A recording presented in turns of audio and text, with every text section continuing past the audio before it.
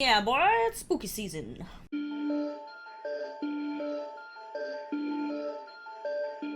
What's up, everybody? It's Megan here with Project Freya. Today, I am bringing you something new, a personality test. One of the people in my Discord posted her results, and I thought it sounded kind of neat. So I did take the 16 personalities test, in which I got the adventurer result. So curious to see how this one will do. So without further ado, so already, we're in for a good time here. So the first one is I strive for perfection. A lot of the times, yes, I beat myself up if things aren't perfect. I mean, I've always been like if you're gonna do something, do it right. I'm never really satisfied with something. I don't ever think anything is ever perfect, so. But yes, I do. I work hard to be helpful to others. Oh boy. If there was a super accurate button, I would be pressing it. I spend so much of my life and my time trying to be helpful to others. I get fueled from assisting other people. It's the one thing that I feel like I'm okay at doing. I mean, it's a good thing to do. So I have, I've mentioned this in the past, but if you're new here, I do have a mental and physical health growth channels in my Discord where it's what I try to do. It is important to me that other people like me. Well, considering my anxiety is as bad as it is and I thrive on validation, when people don't like me, okay, I don't really know a healthy or productive way to explain how this works in my head, but yes, it is important that other people like me. I mean, it hurts when people don't like me. It is important to me to achieve great things. So, I guess it depends on what is considered great things. I mean, if you're thinking like, I want to change the world and I be a doctor or I don't know, something like that. I don't think that's really the case so much as I do want to leave a mark. I want to do something with my life that helps other people. I'm very ambitious. I like when things keep moving. I constantly want to grow and grow and grow. I'll probably put the in between just because I'm not 100% on the definition of great things. I make more significant contributions than the average person. So the phrasing makes it a little uncomfortable for me, but I do, because when I do something, when I contribute to something, I contribute everything I possibly can.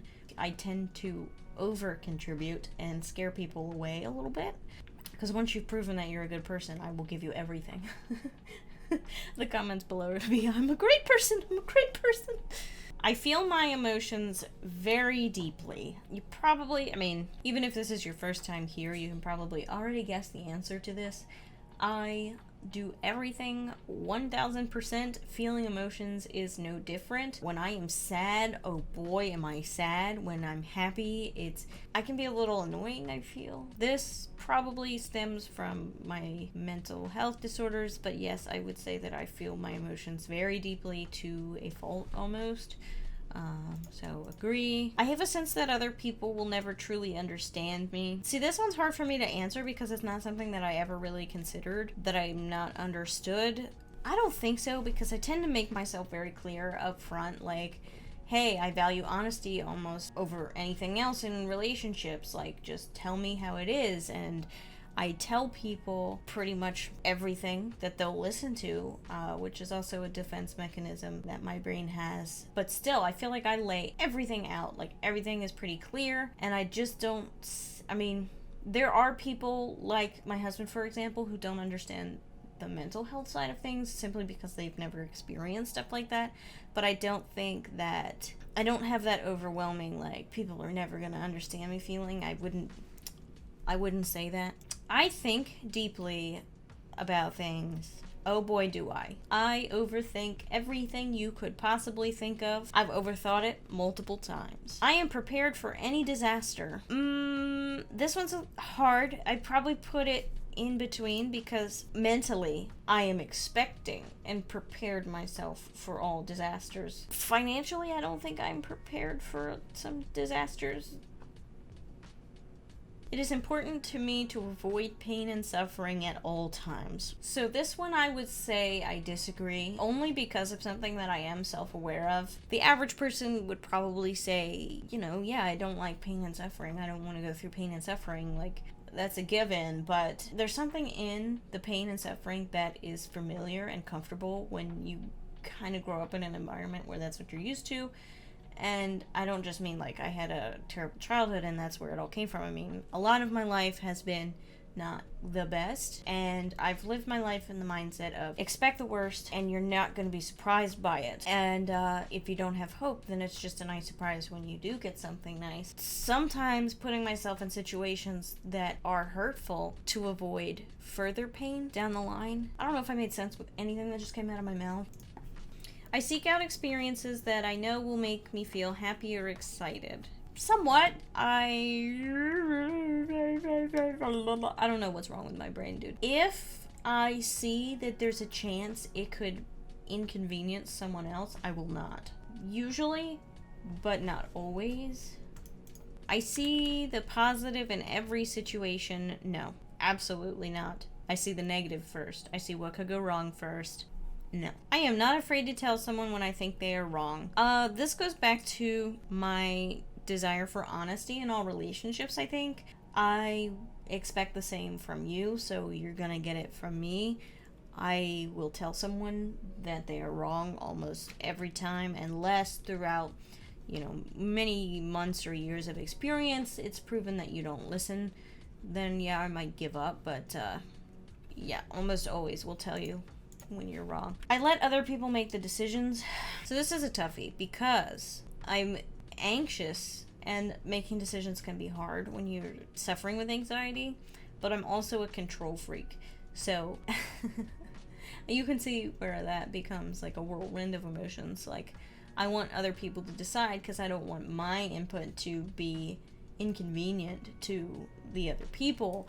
But then when we get in a situation and people have made stupid choices and I need to fix it. And I was definitely always the type to try and do the school project, the group project, completely alone. And in situations like that, things do work out because I get to do everything the way I want to do it, which is, to perfection, the right way, without inconveniencing anyone else. But when it comes to, like, what should we get for dinner? I'm gonna let you pick. Unless it absolutely sounds disgusting. So, somewhere in the neutral. I am a responsible and reliable person. Yeah, I like to think so. I think that goes along with being helpful to other people, as I have to be reliable. I have a lot of plans for how I can improve myself. I don't think right at this very moment I do, but I'm working on making those plans right now because self-improvement is so important to me. I make sure that even the small details are correct. Striving for perfection. I enjoy caring for others and their needs. Why does that one feel like the same question, like, for the 100th time? I want to be the person that others can look up to. I didn't really realize until recently that I wanted to be this person, but I really do. I push myself to succeed. What do you think? I make important contributions to my community. My physical, neighborhood? No. I rarely have strong emotions. Well, that's a stupid question. I feel I never truly belong in social groups. I know I've answered that one already. I want to learn as much as I can about how the world works. I like learning. There's a lot of stuff I would like to know, but there's also a lot of stuff that I don't care to know. It is important for me to understand what can go wrong in a situation. That is definitely the same damn question. I take steps to ensure I don't feel sad or lonely. I put neutral because I definitely want to, and I try, but I don't think I'm very successful. Trying new things keeps life interesting. Some things, yes, but trying new things introduces new stressors and dangers. I'm an upbeat person. No, I'm usually the one to take a stand when others won't. Sometimes. Other people have stronger opinions than I do. On some things. I mean, I like things that are based around facts. I don't know how to answer that one either. Everyone has a role to play in society and a duty to do their best. I think they have a duty to do their best, but that doesn't... I don't think there's necessarily a place for everyone. My answer to this one is kind of dark, so I'm gonna skip over it and just put my answer. I am concerned with protecting what I have. I think that comes along with the whole security thing. I'm a bit protective of my things and my family and people and things. I have a good sense of what my future holds. I spend a lot of time thinking about the future and existing in the future. It's so easily to shape or change it, and there's a lot of exterior factors that can change it, so it's hard to say for sure. I'd like to think that I do, but I know that you can never actually really have that. I'm an average person with ordinary likes and dislikes. I like things that are usually perceived as weird, and there's certain things in life that I dislike that people think are weird. So, no, I don't think so. I try new ways of doing things just to see if they will work. If I've calculated out that something may be more productive, then I will give it a try to see if it is in fact more productive, because how are you supposed to test a hypothesis if you don't ever actually test it? I have a great deal of willpower. I do most of the time. And I'll oftentimes just lose willpower that I had for a long period of time. Pardon me, with my weight, but I often have the mind of just do it. And I do. There was a point in my life where I thought, where I did have a problem with drinking and thoughts of self-harm, and I woke up one day and didn't want to be that person anymore, so I stopped drinking for over a year. Just stopped. Because I knew that's what I needed to do, and I do what I need to do. So, I would say yes. Self-improvement is a major interest of mine. I think I've made it abundantly clear that growth is my big thing, so let's go ahead and get my results. The graph below shows how you scored on each of the 9 personality types. Primary type is type 2. In a nutshell, here we go. The giver. 2s want to be liked and find ways that they can be helpful to others. And right after, the individualist. 4s want to be unique and to live life in authenticity.